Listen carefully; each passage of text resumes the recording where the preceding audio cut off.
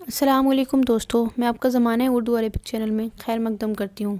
امید کرتی ہوں کہ آپ خیریت سے ہوں گے۔ تو اس کلاس میں آپ کو کلاس 9 کی اردو کی بک جان پہچان کے سوالات و جوابات کراؤں گی۔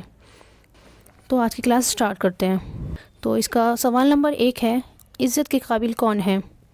تو جیسا کہ میں نے کل آپ کو نظم میں سمجھایا تھا کہ عزت کے قابل کون ہے، تو شاعر نے کس کو بتایا عزت کے قابل؟ شاعر نے عزت کے قابل اسے بتایا ہے جو نیک ہو اور دوسروں کا بھلا چاہتا ہو اور جس کی وجہ سے اوروں کا کام آسان ہوتا ہو۔ سوال نمبر 2 دیکھتے ہیں۔ نظم میں بلبلے اور گلستان کے الفاظ کس کے لیے استعمال کیے گئے ہیں؟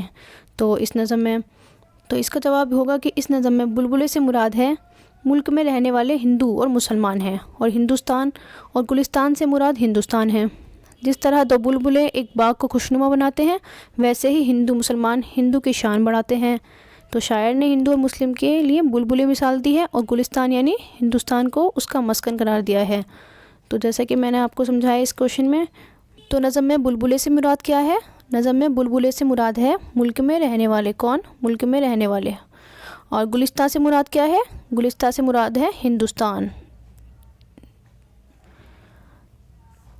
اب ہم دیکھتے ہیں سوال نمبر 3۔ سوال نمبر 3 کیا ہے؟ نا اتفاقی کو آزار جاں کیوں کہا گیا ہے؟ تو آزار جاں، آزار کا میننگ ہوتا ہے غم۔ تو اس کا جواب کیا ہوگا؟ اس کا جواب ہوگا کہ شاعر نے نا اتفاقی کو آزار جاں اس لیے کہا ہے کہ اس سے انسان کے لیے بہت ساری مشکلیں پیدا ہوتی ہیں۔ اگر وہ آپس میں اتفاق نہیں ہوگا، یعنی کہ اگر ہندو مسلمان میں آپس میں اتفاق نہیں ہوگا تو دشمن کیا ہوگا؟ آپ پر بہت جلد قابو پا لے گا اور آپ ترقی بھی نہیں کر پائیں گے۔ تو اس لیے شاعر نے نا اتفاقی کو آزار جاں کہا ہے۔ اب ہم دیکھتے ہیں سوال نمبر 4۔ کامرانی کا راز کیا ہے؟ کامرانی کا میننگ کیا ہوتا ہے؟ کامرانی کا میننگ ہوتا ہے کامیابی۔ کامیابی۔ تو اس کا جواب کیا ہوگا؟ تو کامرانی کا راز کیا ہے، ہمیں سوال میں یہ پوچھا گیا ہے، تو اس کا جواب یہ ہوگا کہ آپس میں مل جل کر رہنا ہی کامرانی کا راز ہے۔ یعنی اگر ہندو مسلمان آپس میں مل جل کر رہیں گے تو یہی کیا ہے؟ کامرانی، یعنی کامرانی کا راز ہے۔ تو شاعر نے اس نظم میں ہندو اور مسلمانوں کے آپس میں مل جل کر رہنے کی اپیل کی ہے اور کہا ہے کہ اسی ملک کی کامیابی کا راز چھپا ہے۔ یعنی کس میں ملک کی کامیابی کا راز چھپا ہے؟ ہندو اور مسلمان کے آپس میں رہنے سے۔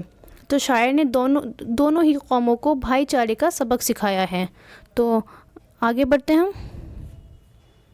تو یہاں پر ہمارے سوالات و جوابات مکمل ہوتے ہیں۔ تو آگے دیکھتے ہیں ہم کیا دے رکھا ہے۔ تو آگے دے رکھا ہے نیچے لکھے ہوئے لفظوں کے واحد بنائیے۔ تو اگر میں آپ کو آسان لفظوں میں بتاؤں تو واحد کو ہم بولتے ہیں انگلش میں سنگولر۔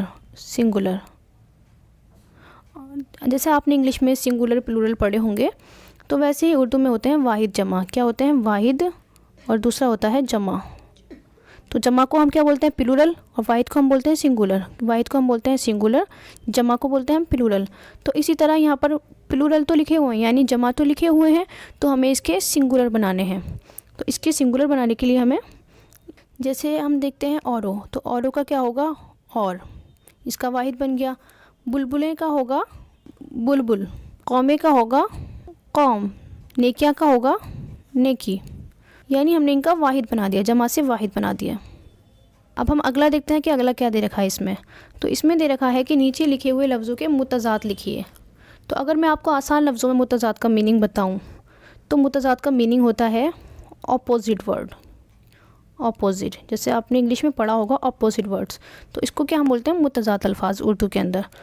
اتفاق کا متضاد کیا ہوگا؟ نا اتفاق ہوگا۔ نا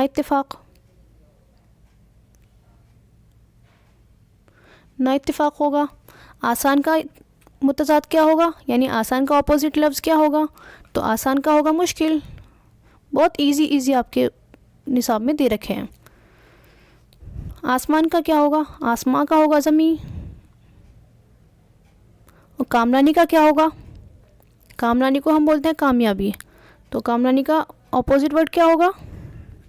کامرانی کا میننگ ہوتا ہے کامیابی، تو اس کا متضاد الفاظ ہوگا ناکامی۔ عزت کا متضاد الفاظ ہوگا ذلت۔ تو یہاں آپ کی کلاس مکمل ہوتی ہے۔ شکریہ فار واچنگ۔